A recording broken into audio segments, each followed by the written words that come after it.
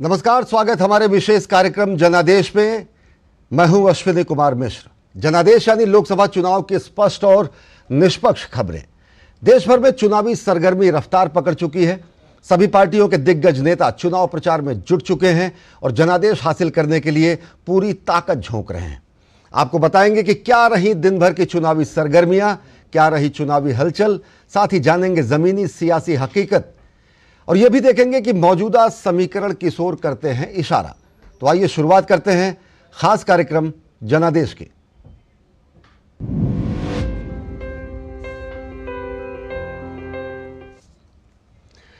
लोकसभा चुनाव के पहले चरण के मतदान की तारीख यानी 19 अप्रैल जैसे जैसे नजदीक आ रही है, पूरे चुनाव प्रचार ने जोर पकड़ लिया है। प्रधानमंत्री नरेंद्र मोदी ने समाचार एजेंसी एएनआई के साथ खास बातचीत के दौरान विभिन्न मुद्दों पर विस्तार से बातचीत की है।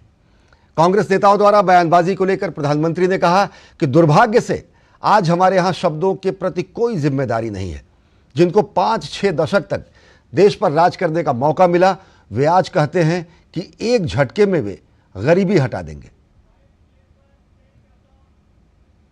जहां तक गारंटी का सवाल है, आज हमारे यहां दुर्भाग्य से शब्दों के प्रति जो कमिटमेंट होना चाहिए, वो एक प्रकार से लग रहा है कि तो चलते का नाम गाड़ी, कुछ भी बोल दो, कहीं पर भी बोल दो, कोई जिम्मेवारी नहीं। अब आप देखा होगा इन दिनों एक नेताजी के पुराने ढेर सारे वीडियो बाजार में घूम रहे हैं और उनके एक विचार से दूसरा विचार कितना कॉन्ट्राडिक्टरी है। अब लोग एक साथ देखते होगा, अरे ये आदमी इतना हमें मूर्ख बनाता था, हमारे आंख में धूल झोंकता। अभी मैंने एक नेता का भाषण सुना, उन्होंने कहा एक झटके में मैं गरीबी हटा दूंगा। अब जिनको 5-5, 6-6 दशक देश का राज करने को मिला, वो जब आज कहेंगे कि मैं एक झटके में गरीबी हटा दूंगा, तो देश सोचता है ये क्या बोल रहे हैं। तो मुझे लगता है पॉलिटिकल लीडरशिप की क्वेश्चनेबल होती जा रही है। ऐसे में प्राण जाए और वचन न जाए, ये महान परंपरा से हम निकले हुए लोग हैं। मैं मानता हूं कि नेताओं ने ओनरशिप लेनी चाहिए। राम मंदिर के मुद्दे पर प्रधानमंत्री नरेंद्र मोदी ने कहा कि इस मुद्दे का राजनीतिकरण किसने किया। जब यह मामला अदालत में चल रहा था तब कोशिश की गई कि फैसला ना आए। राम मंदिर मुद्दा विपक्ष के लिए एक राजनीतिक हथियार था और अब जब राम मंदिर बन गया है तो विपक्ष के हाथ से मुद्दा चला गया है। इसका राजनीतिकरण किसने किया और इसको आज की घटनाओं से मत, जब हमारा जन्म भी नहीं हुआ था, हमारी पार्टी पैदा भी नहीं हुई थी, उस समय अदालत में यह मामला निपटाया जा सकता था। क्यों कि एक ऐसा हथियार हाथ में है जो हथियार वोट बैंक पॉलिटिक्स के लिए मजबूती का एक दांव है, इसलिए उसको पकड़ के रखा गया और बार बार उसको भड़काया गया। अब जब ये अदालत के अंदर मामला चल रहा था, अदालत में अभी जजमेंट ना आए वहां तक कोशिश की गई, उसमें भी अड़ंगे डालना। ये क्यों? क्योंकि उनके लिए ये राजनीतिक हथियार था, ऐसे लोगों के लिए। अब हुआ क्या, राम मंदिर बन गया तो उनके हाथ से वो मुद्दा ही चला गया। अब वो किसी को डरा नहीं पा रहे हैं, राम मंदिर आ जाएगा, आ गया। प्रधानमंत्री ने कांग्रेस से सवाल पूछते हुए कहा कि आखिर क्या मजबूरी है जो कांग्रेस सनातन के खिलाफ इतना जहर उगलने वाले लोगों के साथ बैठी है। उन्होंने कहा कि डीएमके का जन्म ही शायद नफरत फैलाने के लिए हुआ है। सवाल कांग्रेस को पूछना चाहिए कि तुम्हारी क्या मजबूरी है कि सनातन के खिलाफ इतना जहर उगलने वाले लोगों के साथ तुम क्यों बैठे हो भाई? क्या तुम्हारी राजनीति अधूरी रह जाएगी क्या? ये कौन सी कांग्रेस की सोच विकृति आ रही है कांग्रेस में, ये चिंता का विषय है। डीएमके का तो जन्म शायद इस नफरत में पैदा हुआ होगा और धीरे धीरे वो नफरत का खेल भी उनका लोग स्वीकार करने नहीं लगे हैं और इसलिए वो नए नए तौर तरीके अपना करके बोल रहे। प्रश्न उनका नहीं है, प्रश्न कांग्रेस जैसी पार्टी का है कि उसने अपना मूल कैरेक्टर गंवा दिया है क्या। जब संविधान सभा में जो लोग बैठे थे तो ज्यादातर गांधीयन लोग थे, ज्यादातर कांग्रेस की विचारधारा से जुड़े हुए लोग थे, और पहला संविधान बना, उसके हर पेज पर जो पेंटिंग है रामायण, वो सनातन की ही परंपरा से जुड़े हुए हैं। तो आपका संविधान बना, उस संविधान में सनातन का गौरव का हिस्सा था, और आज सनातन को इतनी भयंकर गालियां देने की हिम्मत हो और आप उनके साथ चुनाव की राजनीति करें, उनके साथ मंच साझा करें, मजबूरी कांग्रेस की, ये देश के लिए चिंता का विषय है।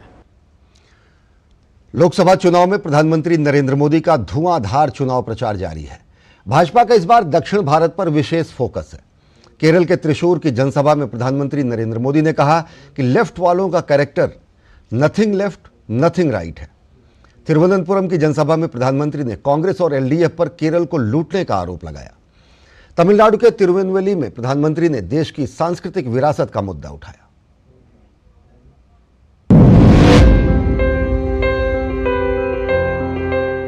भारत माता की। दक्षिण के दुर्ग से दुरुस्त परिणाम आए, इसलिए पीएम मोदी का इस क्षेत्र में मैराथन दौरा जारी है। पीएम ने तमिलनाडु के तिरुनेलवेली में दिन की अंतिम रैली को संबोधित किया और देश की सांस्कृतिक विरासत का मुद्दा उठाया। पीएम ने इस मुद्दे पर लगातार की जा रही आपत्तिजनक बयानबाजी पर डीएमके कांग्रेस को जमकर घेरा। प्रधानमंत्री ने पूर्व में भारत की संप्रभुता को कांग्रेस द्वारा तार-तार किए जाने का मुद्दा भी उठाया और भाजपा के संकल्प पत्र में किए गए वायदों को दोहराते हुए जनता से बीजेपी को वोट देने की अपील की। डीएमके और कांग्रेस के पास वोट मांगने के लिए कोई मुद्दा नहीं बचा है। तमिलनाडु के लोग भी जान गए हैं कि ये लोग ना अपने वादे पूरा कर सकते हैं, ना तमिलनाडु की संस्कृति की रक्षा कर सकते हैं। प्रधानमंत्री नरेंद्र मोदी ने इससे पहले केरल के तिरुवनंतपुरम स्थित अटिंगल में विशाल जनसभा को संबोधित किया। पीएम ने कहा कि केरल में पर्यटन की अपार संभावनाएं हैं। पीएम ने कहा कि भाजपा राज्य के सभी पर्यटन क्षेत्रों का विकास कराएगी। प्रधानमंत्री ने कहा कि तटीय रेखा की सुरक्षा की बात भी भाजपा के संकल्प पत्र में शामिल की गई है, जिससे केरल के मछुआरों को काफी फायदा होगा। प्रधानमंत्री ने कहा कि केरल की आर्थिक स्थिति खराब है और इसका खजाना खाली है। राज्य सरकार के कर्मचारियों का वेतन देने के भी पैसे नहीं हैं। इसके लिए सरकारों का कुप्रबंधन जिम्मेदार है। पीएम ने कहा कि कांग्रेस और एलडीएफ ने राज्य को लूटा है। पीएम ने कहा कि जो लोग घोटाले में शामिल हैं और जो सोने के तस्करों को बचा रहे हैं, वो लोगों की रक्षा नहीं कर सकते। पीएम ने भ्रष्टाचार के मामले में राज्य के मुख्यमंत्री और उनके परिवार के सदस्यों के शामिल होने पर भी निशाना साधा। Cochin minerals and rutile limited से जुड़े एक और घोटाले में आरोपियों ने सीधे मुख्यमंत्री और उनकी बेटी तक को रिश्वत दिए जाने की बात स्वीकार की है। इस केस की जांच ना हो, इसके लिए केरला सरकार पूरी ताकत लगा रही है। तिरुवनंतपुरम से पहले पीएम मोदी चुनावी जनसभा को संबोधित करने के लिए पलक्कड़ पहुंचे थे। वहां पीएम का भव्य स्वागत किया गया। पीएम ने कहा कि लेफ्ट वालों का कैरेक्टर है नथिंग लेफ्ट और नथिंग राइट, यानी जहां लेफ्ट का शासन होता है वहां कुछ भी बाकी नहीं रहता और कुछ भी सही नहीं रहता। पीएम ने कुरुवन्नूल कोऑपरेटिव बैंक स्कैम को लेफ्ट की लूट का नया मॉडल बताया। पीएम ने कहा कि जिस बैंक में गरीबों ने अपनी मेहनत से कमाए पैसे जमा किए थे, उस बैंक को लेफ्ट वालों ने कंगाल कर दिया। पीएम ने बताया कि इस केस की जांच कराई गई है और ईडी ने मामले से जुड़े लोगों की 90 करोड़ रुपए की संपत्ति जब्त की है और वो चाहते हैं कि गरीबों का पैसा उनको लौटाया जाए। पीएम ने इस दौरान बिना नाम लिए कांग्रेस नेता राहुल गांधी पर भी निशाना साधा। कांग्रेस के एक बड़े नेता जिनको यूपी में अपनी खानदानी सीट पर इज्जत बचाना मुश्किल हो गया है और उन्होंने केरला में अपना नया ठिकाना बना लिया है। चुनाव जीतने के लिए यहां कांग्रेस ने उस संगठन के पॉलिटिकल विंग से बैकडोर समझौता किया है जिसको देश में देश विरोधी प्रवृत्ति के लिए बैन किया गया है। प्रधानमंत्री नरेंद्र मोदी ने कहा कि केरल सरकार जल जीवन मिशन चलने नहीं दे रही है, वो भ्रष्टाचार की तलाश में है। आज भी केरल के घरों में पीने के पानी का संकट है। ये लेफ्ट सरकार की विफलता का जीता जागता सबूत है। पीएम ने केरल की सरकार पर राष्ट्रीय सड़क परियोजना को रोकने का भी आरोप लगाया। ब्यूरो इनपुट के साथ नीरज सिंह, ऋषि और धीरज की रिपोर्ट, डीडी न्यूज।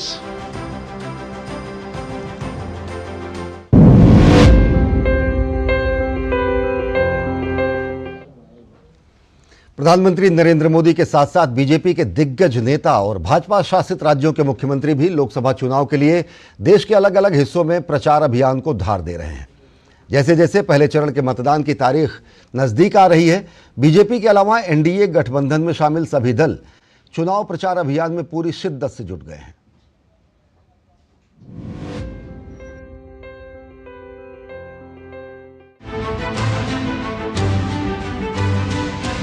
लोकसभा चुनाव के पहले चरण की तारीख जैसे जैसे नजदीक आती जा रही है, वैसे वैसे राजनीतिक दलों का प्रचार भी जोर पकड़ता जा रहा है।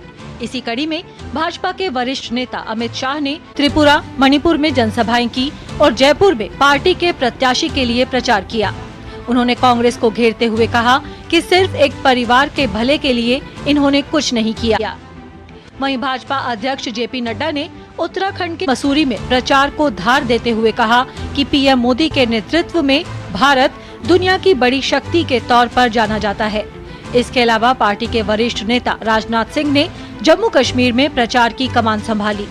कठुआ में एक रैली के दौरान उन्होंने कहा कि भाजपा जो कहती है वो करके दिखाती है। सालों तक शासन करते रहे, एक भी आदिवासी बेटा बेटी को देश का राष्ट्रपति नहीं बनाया। आज 10 साल के अंदर मोदी जी ने राजनीति की परिभाषा, राजनीति की संस्कृति और राजनीतिक दृष्टि से संकल्प की परिभाषा बदल दी है। कांग्रेस की पार्टी ने पहले ही प्रारंभ से 51 से यह कहना प्रारंभ कर दिया था, हमारी सरकार बना दो, भारत की गरीबी समाप्त कर देंगे, गरीबी दूर कर देंगे। कोई गरीबी दूर नहीं कर पाया। भाजपा के वरिष्ठ नेताओं के साथ साथ भाजपा शासित राज्यों के मुख्यमंत्रियों ने भी चुनाव प्रचार में ताकत झोंक दी है। उत्तर प्रदेश के मुख्यमंत्री योगी आदित्यनाथ ने बिहार के औरंगाबाद और नवादा में जनसभाओं को संबोधित करते हुए महागठबंधन पर तीखे हमले किए। वहीं उत्तराखंड के मुख्यमंत्री पुष्कर सिंह धामी ने भी राज्य में कई जगहों पर जा जाकर प्रचार किया। इस दौरान उन्होंने दावा किया कि प्रदेश की सभी सीटों पर भाजपा विजयी रहेगी। गुंडों का सबसे अच्छा इलाज यूपी में हो रहा है, देख रहे हैं ना कैसा उपचार हो रहा है। वहां अगर बेटी और व्यापारी के साथ कोई छेड़छाड़ करता है, कोई परेशान करता है, उल्टा लटका दिया जाता है उसको, नीचे से मिर्च का झोंका। आदरणीय मोदी जी ने इस संकल्प पत्र के माध्यम से विकसित भारत की नींव रखने के साथ साथ हर वर्ग के उत्थान की नींव भी इसमें रखी है। उधर भाजपा नेता और पोरबंदर लोकसभा सीट से पार्टी के प्रत्याशी मनसुख मांडविया ने अपना नामांकन पत्र दाखिल किया। उधर सर्बानंद सोनोवाल ने आसाम में कई जगहों पर सार्वजनिक सभाओं को संबोधित किया। इसके अलावा प्रहलाद जोशी, बीएस येदियुरप्पा और सीटी रवि ने धारवाड़ में रोड शो किया और पार्टी के लिए वोट मांगे। वहीं लोक जनशक्ति पार्टी रामविलास के प्रमुख चिराग पासवान ने पटना में चुनाव प्रचार को धार दी। जनादेश डेस्क, डीडी न्यूज।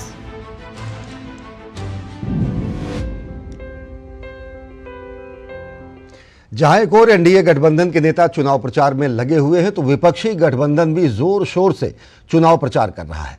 कांग्रेस नेता राहुल गांधी ने अपने संसदीय क्षेत्र वायनाड में प्रचार किया। अखिलेश यादव ने मुजफ्फरनगर में चुनाव प्रचार किया।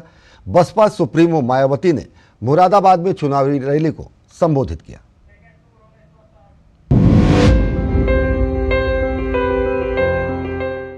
लोकसभा चुनाव की तारीख नजदीक आने के साथ ही प्रचार भी जोर पकड़ता जा रहा है। कांग्रेस नेता राहुल गांधी ने सोमवार को अपने संसदीय क्षेत्र वायनाड में रोड शो किया। इस सीट पर राहुल गांधी को इंडी गठबंधन के ही प्रमुख दल सीपीआई ने एनी राजा को मैदान पर उतारकर गठबंधन के अंदर ही कड़ी चुनौती दे दी है। The main fight is against the ideology of the RSS and the ideology of the Congress Party. Samajwadi party के प्रमुख अखिलेश यादव मुजफ्फरनगर में सपा प्रत्याशी के पक्ष में चुनाव प्रचार करते हुए दिखे। इस मौके पर मीडिया से बातचीत करते हुए उन्होंने भाजपा पर भ्रष्टाचार का आरोप लगाया। तो वहीं बहुजन समाज पार्टी प्रमुख मायावती ने मुरादाबाद में चुनावी सभा को संबोधित किया। उन्होंने कहा कि उनकी पार्टी घोषणा पत्र पर नहीं बल्कि काम करने में विश्वास करती है। 10 साल में किसान ने आत्महत्या की है, गरीब बना है देश, बेरोजगारी बढ़ी है, नौकरियां छीनी गई हैं, आरक्षण खत्म हुआ है, बिजली से लेकर के आम चीजें महंगी की गई हैं। कांग्रेस, बीजेपी व अन्य किसी भी विरोधी पार्टी तथा गठबंधन आदि के साथ मिलकर नहीं, बल्कि अकेले ही अपनी पार्टी के बलबूते पर पूरी तैयारी व दमदारी के साथ ये चुनाव लड़े। पश्चिम बंगाल की मुख्यमंत्री और टीएमसी प्रमुख ममता बनर्जी ने पश्चिम बंगाल के कूच बिहार में एक चुनावी सभा को संबोधित किया। उन्होंने भाजपा को सत्ता से हटाने का आह्वान किया। कांग्रेस महासचिव प्रियंका गांधी ने अलवर लोकसभा सीट से कांग्रेस प्रत्याशी के समर्थन में अलवर शहर में अपना रोड शो शुरू किया। उनके साथ राजस्थान के पूर्व मुख्यमंत्री अशोक गहलोत, कांग्रेस प्रत्याशी ललित यादव और भंवर जितेंद्र सिंह भी रहे। प्रियंका गांधी ने भाजपा पर हमला बोलते हुए कहा कि पिछले 10 साल में महंगाई चरम पर है। जनता चाहती है कि अब अपनी जो समस्याएं हैं उनका समाधान हो, और 10 साल हो गए हैं, बेरोजगारी बढ़ रही है, महंगाई बढ़ रही है, तमाम जो समस्याएं, जनता का जो संघर्ष है वो बहुत ज्यादा बढ़ गया है। जम्मू कश्मीर के डोडा में डीपीएपी के अध्यक्ष गुलाम नबी आजाद ने कहा कि सत्ता में कोई भी पार्टी हो, उनके लिए सबसे बड़े मुद्दे बेरोजगारी और महंगाई को कम करना है। इस पार्लियामेंट में मैंने कई बार बताया है कि आप ऐसे इश्यूज पर फोकस कर रहे हो जो नॉन इश्यूज हैं। हिंदुस्तान का इशू, जम्मू कश्मीर का इशू बेकारी, बेरोजगारी खत्म करना है। तमिलनाडु के तंजौर निर्वाचन क्षेत्र से डीएम के उम्मीदवार एस मुरासोली ने तंजौर शहर क्षेत्र में साइकिल चलाकर चुनाव प्रचार किया। बहरहाल सभी दलों के जीत के अपने अपने दावे हैं, लेकिन जनता किस पर विश्वास करती है, ये 4 जून को मतगणना के बाद ही पता चलेगा। Bureau report, DD news.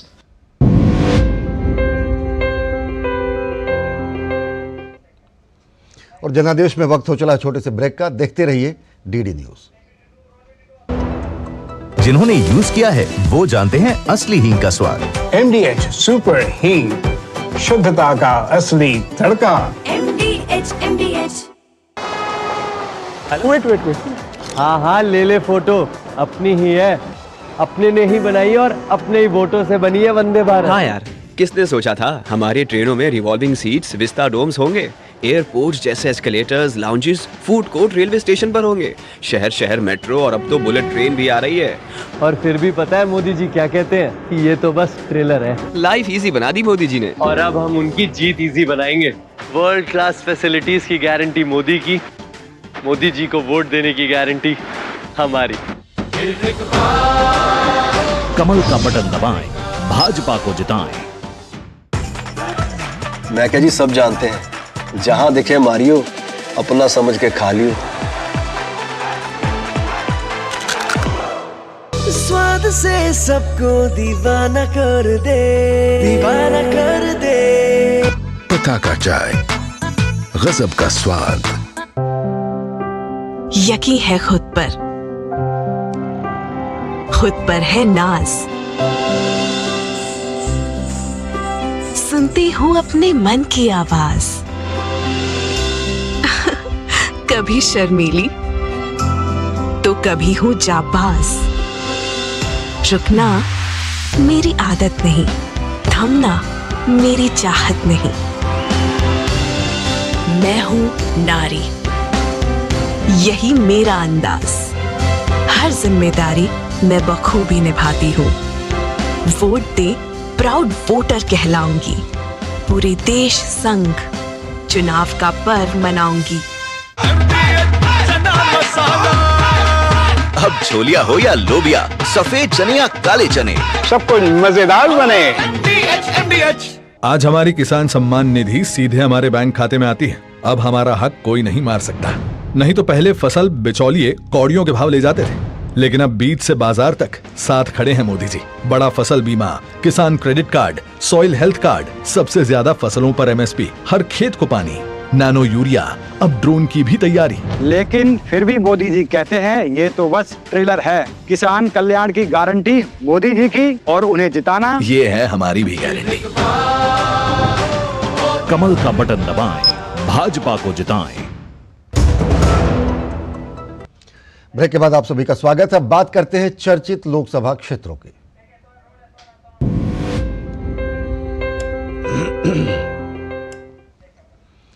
Jammu Kashmir का ऊधमपुर लोकसभा निर्वाचन क्षेत्र देश के चुनावी राजनीति में बेहद महत्वपूर्ण स्थान रखता है।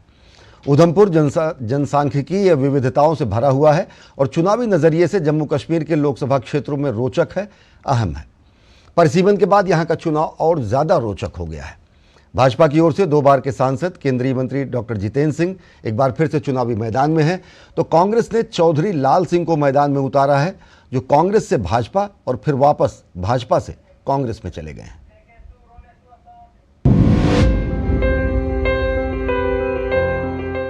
जम्मू और कश्मीर की ऊधमपुर लोकसभा सीट क्षेत्रफल के लिहाज से सूबे की दूसरी सबसे बड़ी सीट है।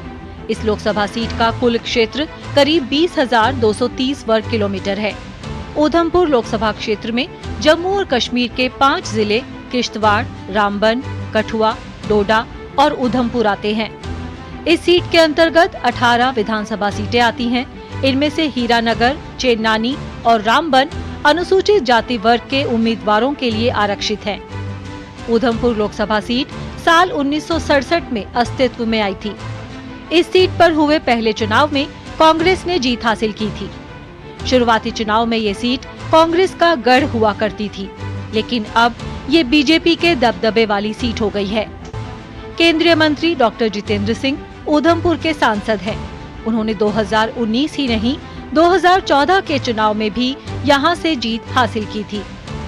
1967 से 2019 तक यहां 13 बार लोकसभा चुनाव हुए हैं। इनमें कांग्रेस 8 बार और बीजेपी 5 बार जीती है। इस बार के चुनाव में मुख्य मुकाबला भाजपा और कांग्रेस के बीच ही माना जा रहा है। भाजपा की ओर से केंद्रीय मंत्री डॉक्टर जितेंद्र सिंह मैदान में हैं। वो लगातार 2 बार से ऊधमपुर सीट से सांसद हैं और तीसरी बार भाजपा के टिकट पर चुनावी मैदान में उतर रहे हैं। वहीं कांग्रेस की ओर से चौधरी लाल सिंह को मैदान में उतारा गया है। वे 2004 और 2009 में इसी सीट से 2 बार लोकसभा चुनाव जीत चुके हैं और 3 बार विधायक भी रह चुके हैं। लाल सिंह 2014 में कांग्रेस से भाजपा में चले गए थे और जम्मू कश्मीर में पिछली PDP भाजपा सरकार में मंत्री भी थे। लाल सिंह एक बार फिर इस क्षेत्र से कांग्रेस प्रत्याशी हैं। राष्ट्रीय स्तर की इतनी योजनाएं के सारा दिन लग जाता है गिनवाने में। यहाँ पर उत्तर भारत का पहला इंडस्ट्रियल बायोटेक पार्क, उत्तर भारत का पहला नमामि गंगा की तर्ज पर नदी सुंदरीकरण का देविका प्रोजेक्ट, उत्तर भारत का पहला होम्योपैथी कॉलेज, यहीं से पर्पल रेवोल्यूशन ने जन्म लिया लेवेंडर स्टार्टअप, जिसकी झलक आपने 26 जनवरी को कर्तव्य पथ पर देखी। ये सब बातें बड़ी प्रत्यक्ष रूप से हुई हैं और ये सब 10 वर्ष के भीतर हुई हैं।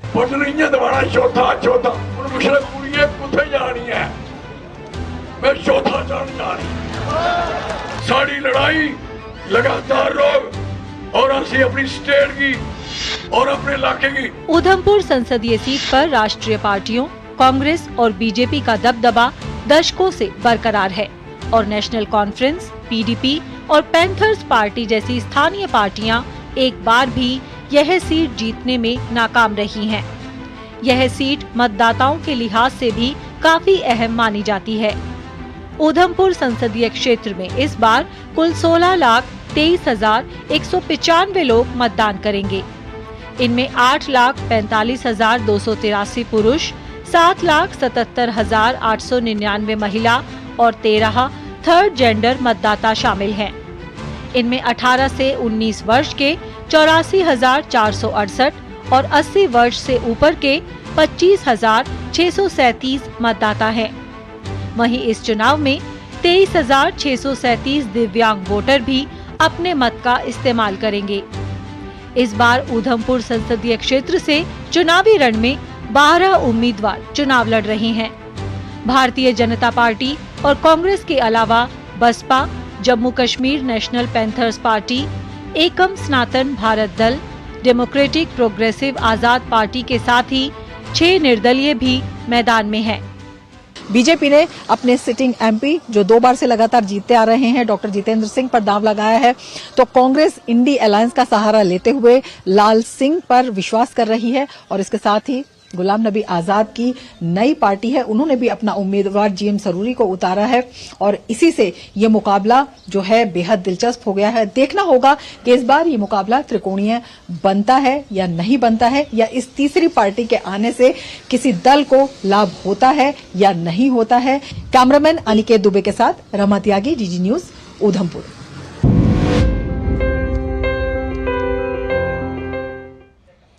और जनादेश में वक्त हो चला एक और छोटे से ब्रेक का। देखते रहिए डीडी न्यूज।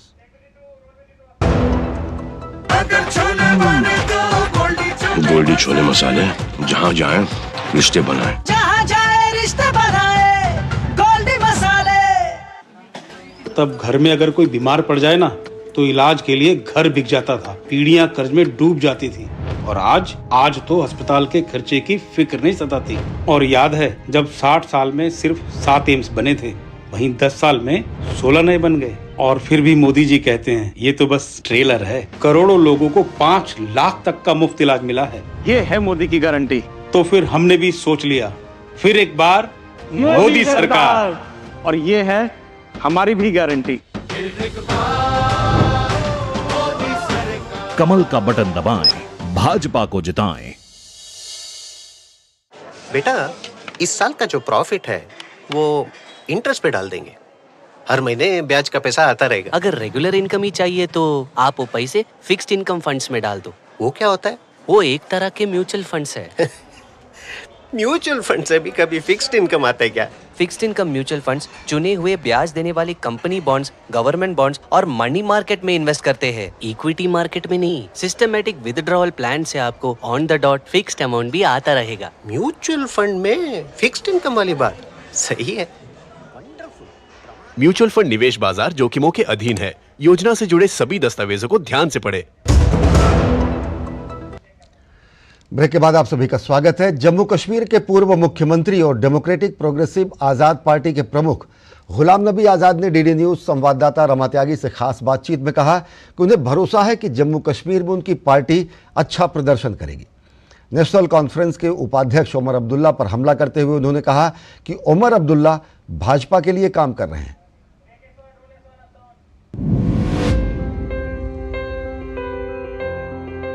हमारे साथ गुलाम नबी आजाद इस वक्त मौजूद हैं। आपसे ये जानना चाहेंगे जो इश्यूज हैं आपके। स्टेट गवर्नमेंट में बड़े पैमाने पे हम लड़ेंगे और स्टेट असेंबली बनाने की कोशिश करेंगे और इसके लिए मेरे मुद्दे होंगे। इस वक्त तो लिमिटेड मुद्दे हैं मेरे। आर्टिकल 370 खत्म हुआ, स्टेटहुड खत्म हुई, 35A खत्म हुआ। जो हमारे स्टेट के सबसे बड़े मुद्दे थे, चाहे जम्मू प्रोविंस के या कश्मीर के, शायद जम्मू के लोग उस वक्त इतना रियलाइज नहीं करते थे कि यहाँ जा इम्पैक्ट कश्मीर से ज्यादा उन चीजों को हटाने से होगा, लेकिन अब उन्होंने 5 साल में रियलाइज किया कि वो मुद्दे जम्मू के लिए ज्यादा जरूरी थे कश्मीर से। तो उस वक्त सिर्फ मैं अकेला बोला पार्लियामेंट में। नेशनल कॉन्फ्रेंस के 3 MP थे, अब 3 से घटी हो जाएंगे, ऊपर तो बढ़ेंगे नहीं, तो वो तो चुप बैठे। बीजेपी का कहना है 370 के बाद विकास हुआ है, आपका 370 के ऊपर क्या कहना है? 370 को आइसोलेशन में नहीं देखा जा सकता। 370 स्टेटहुड 35A को इकट्ठे देखा जाता। इनके कलेक्टिव जो नुकसान हैं और कलेक्टिव जो फायदे हैं, फायदे बहुत ज्यादा थे। पहले जब चुनाव होते थे, जब आतंकवाद की बात होती थी, अलगाववाद की बात होती थी, पाकिस्तान बहुत जो है छाया रहता था, वो सब चीजें खत्म हुई। अच्छी चीजें हुई है कि आतंकवाद तकरीबन खत्म हो गया। वो गवर्नमेंट ऑफ इंडिया को क्रेडिट जाता है। यहाँ हड़तालें खत्म हो गई हैं, वो क्रेडिट जाता है। आपकी पार्टी का स्कोप कितना है, कितना बनेगा? मेरी पार्टी क्योंकि रिलीजन से अबव है, कास्ट से अबव है, रीजन से भी अबव है, मेरी हर जगह पार्टी है। पार्लियामेंट में हम लड़ रहे हैं, हम सीट जीत सकते थे तो कांग्रेस और नेशनल कॉन्फ्रेंस बीजेपी को जिताने के लिए आगे आ गई मैदान। कांग्रेस आपको बीजेपी की भी पार्टी कह रही है, नेशनल कॉन्फ्रेंस का कहना है कि आप जो है उनके वोट काटने का काम कर रहे हैं। अब उमर अब्दुल्ला ने तो कल साफ किया कि मैं वो बीजेपी के गवर्नमेंट में था तो मुझे बड़ा गौरव महसूस होता है। तो अब मालूम हो गया कि असली बीजेपी कौन है, उमर अब्दुल्ला नेशनल कॉन्फ्रेंस। उन्होंने ये भी कहा कि उनके पिताजी ने आपकी बहुत सहायता की लेकिन आप भूल गए। अब अगर मैं सहायता गिनूंगा तो उनकी पार्टी ही गुलाम नबी आजाद की वजह से आज इस स्टेट में। आप है, महबूबा मुफ्ती है, वहां से अल्ताफ है नेशनल कॉन्फ्रेंस से, तो क्या ये जो आपसी लड़ाई है क्या ये बीजेपी को फायदा पहुंचा पाएगी, लगता है आपको? मुझे नहीं लगता कि वैली में कोई बीजेपी को कोई लड़े या न लड़े कोई फायदा पहुंच सकता। अपने उम्मीदवार की जीत का भरोसा है आपको यहाँ पर, और अपनी जीत का भी अनंत? बहुत भरोसा है, बहुत अच्छे हैं हमारे ये जीएम सरूरी साहब, बहुत इफेक्टिव हैं। और मैं समझता हूं कि किसी भी पॉलिटिकल पार्टी को लीजिए वो आदमी का, तो सबसे घूमने फिरने वाला, सबसे एक्टिव आपको जीएम सरूरी मिलेगा। आशा करते हैं अपनी नई पार्टी के लिए, कैंडिडेट के लिए, गुलाम नबी आजाद।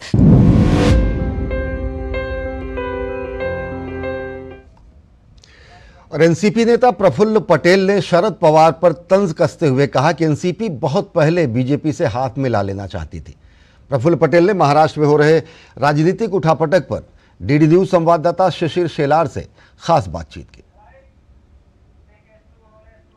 इस वक्त हमारे साथ पूर्व केंद्रीय मंत्री एनसीपी के नेता प्रफुल्ल पटेल सर है और उनके द्वारा एक बात कही गई है, उनसे हम इस बार ज्यादा जानकारी लेंगे। सब पहली बात, आप ये कह रहे हैं कि जो साथ है बीजेपी के साथ आने का एनसीपी का, इसका विचार काफी पहले, काफी अरसे से चल रहा था, 2014-2019 के चुनाव में। क्या इसके पीछे, मतलब कब का ये विचार था और कौन इसके पीछे था? पार्टी के भीतर बहुत वर्षों से, 2014 से ही समझ लीजिए कि हमारी चर्चा थी कि बीजेपी के साथ रहना चाहिए। क्या कारण थे इसके पीछे कि बातचीत तो होती थी लेकिन उसके आगे परिणाम नहीं निकलते थे? कार्यकर्ता और जितने भी इलेक्टेड हमारे जो एमएलएज हैं, एमपीज हैं, उसमें तो मेजॉरिटी हमारे इस फैसले के साथ ही रहे और तकरीबन पार्टी पूरी इधर ही है। ठीक है, 10% लोग हमारे फैसले से सहमत नहीं होंगे। महाराष्ट्र में सबसे अगर ज्यादा किस चीज पर चर्चा की है, किस सीट पर चर्चा हो रही है इस वक्त, तो वो बारामती। अब इतना तो स्पष्ट हो गया है कि सुनेत्रा पवार सुप्रिया सुले जी के खिलाफ में चुनाव लड़ेगी। अब है तो उनका पारिवारिक मामला, मगर राजनीति में केवल पारिवारिक बातें ही नहीं होती है, पार्टीज का होता है सवाल। पार्टी के एक अलग मतलब सोच का भी एक प्रश्न आता है। क्या आप अमित शाह के जो आज उन्होंने एक उच्चार किया कि शिवसेना डूब रही है तो पुत्र प्रेम की वजह से और एनसीपी डूब रही है तो पुत्री प्रेम की वजह से, इससे सहमत है? देखिए, कुछ मुहावरे होते हैं बताने के लिए। सवाल ये है पार्टियां तो टूटी, अब किस बड़े पैमाने पर टूटी। शिवसेना के भी करीब करीब अधिकांश लोग 80-90% एकनाथ शिंदे साहब के साथ गए। उसी प्रकार से हमारे यहाँ भी अजित पवार साहब के साथ गए। और लोकसभा चुनाव को लेकर सियासी माहौल अब जोर पकड़ चुका है। उत्तराखंड के टिहरी लोकसभा से भाजपा प्रत्याशी माला राज्य लक्ष्मी शाह ने डीडी न्यूज से खास बातचीत में कहा कि प्रधानमंत्री नरेंद्र मोदी के नेतृत्व में एनडीए 400 के पार का आंकड़ा हासिल करेगा।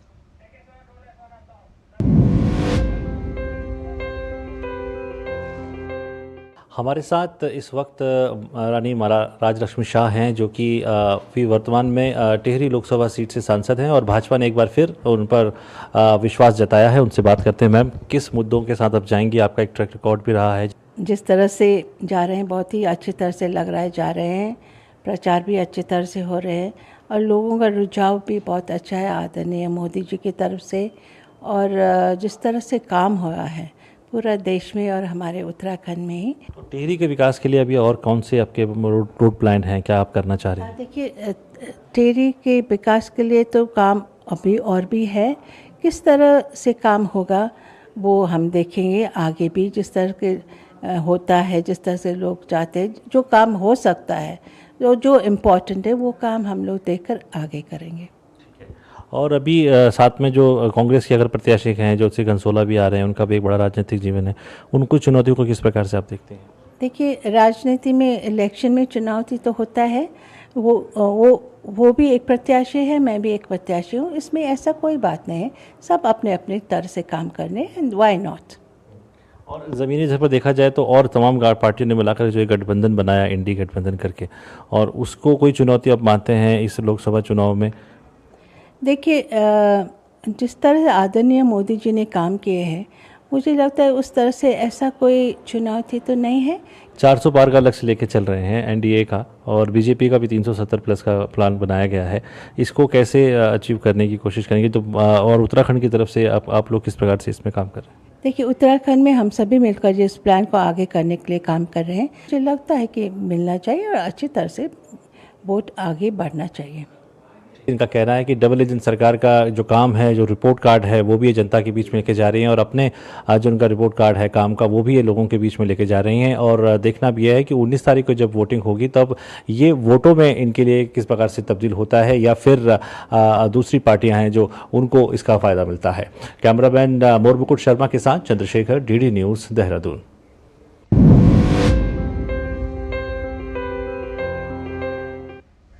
और अब बात बयानों के तीर की। उत्तर पूर्वी दिल्ली से कांग्रेस ने कन्हैया कुमार को उम्मीदवार बनाया है।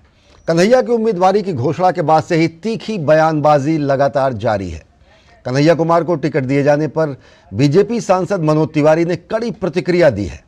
वहीं केंद्रीय मंत्री गिरिराज सिंह ने कहा है कि कांग्रेस के पास उम्मीदवारों की कमी हो गई है। देखिए, कांग्रेस के पास उम्मीदवार की कमी है, चेहरे की कमी है, तो जितने रिजेक्टेड हैं उन सबको लेके झुनझुना बजा रहा है, और जिसको जहां लड़ाना चाहे लड़ाए। दुनिया की कोई ताकत नहीं कि कोई मनोज तिवारी को हराए। कोई ना कोई तो सामने होगा ही।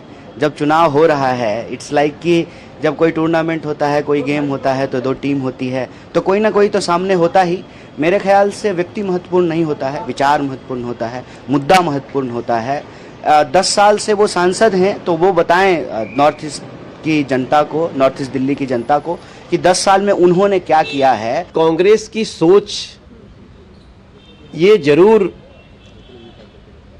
लोगों को अचंभित कर दी है कि क्या कांग्रेस में कोई एक ऐसा व्यक्ति नहीं मिला जिसको, जो देश का सम्मान करता हो, जो सेना का सम्मान करता हो।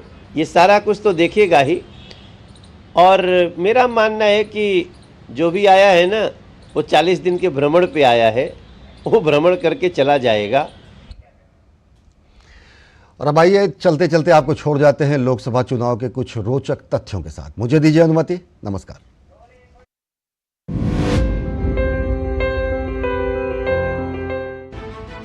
अठारहवीं लोकसभा के चुनावों की तैयारी पूरे देश में जोरों पर है, जिसके तहत देश भर में 7 चरणों में मतदान होना है। अगर लोकसभा चुनावों से जुड़े कुछ रोचक तथ्यों की बात की जाए तो 17वीं लोकसभा के लिए देश भर में आम चुनाव 11 अप्रैल से 19 मई 2019 के बीच कराए गए। इस दौरान लोकसभा चुनाव 7 चरणों में आयोजित किया गया। इस चुनाव में कुल 91 करोड़ से अधिक मतदाता थे, जिनमें 47.33 करोड़ पुरुष मतदाता, 43.85 करोड़ महिला मतदाता और 38,325 ट्रांसजेंडर मतदाता थे। इन चुनाव में कुल 8,054 उम्मीदवार मैदान में थे, जिनमें 7,322 पुरुष, 726 महिलाएं और 6 ट्रांसजेंडर उम्मीदवार मैदान में थे। वहीं 2019 के लोकसभा चुनाव में कुल 67.11% मतदान हुआ था। जनादेश डेस्क, डीडी न्यूज।